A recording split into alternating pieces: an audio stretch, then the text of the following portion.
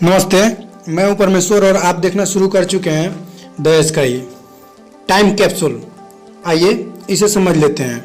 Time capsule एक ऐसा box होता है जिसमें वर्तमान समय की जानकारियां भरी होती है। देश का नाम, जनसंख्या, धर्म, परंपराएं, वैज्ञानिक आविष्कार की जानकारी इस बॉक्स में डाल दी जाती है।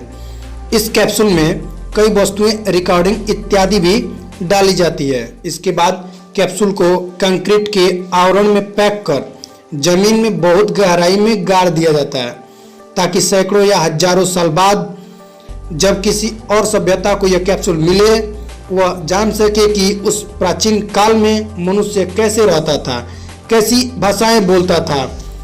टाइम्स कैप्सूल की अवधारणा मानव आदिम इच्छा का ही प्रतिबिंब है। जहां अयोध्या में बनने जा रहे राम मंदिर की नींव में एक टाइम्स कैप्सूल डाला जाएगा। पाषाण युग से ही मानव की सोच रही है कि वह भले ही मिट जाए, लेकिन उनके कार्यों को आने वाली पीढ़ियां याद रखे।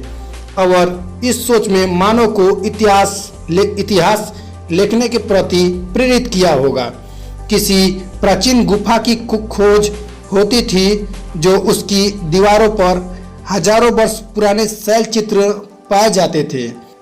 यह एक तरह के टाइम्स कैप्सूल ही होती है जो खास तरह की स्याहियों से दीवारों पर उकेरे गए थे। उनकी स्याहियों में इतना दम था कि हजारों वर्ष पश्चात की पीढ़ियों को अपनी कहानी पढ़वा सके।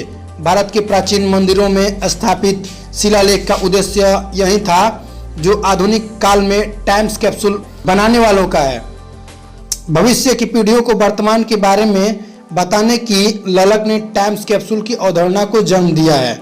यह पहली बार नहीं हो रहा है। 1973 ईस्वी में लाल किले के नीचे भी टाइम्स कैप्सूल को नीचे स्थापित किया गया है।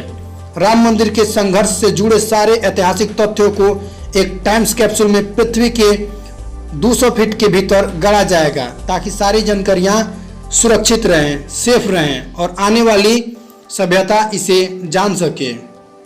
Thank you.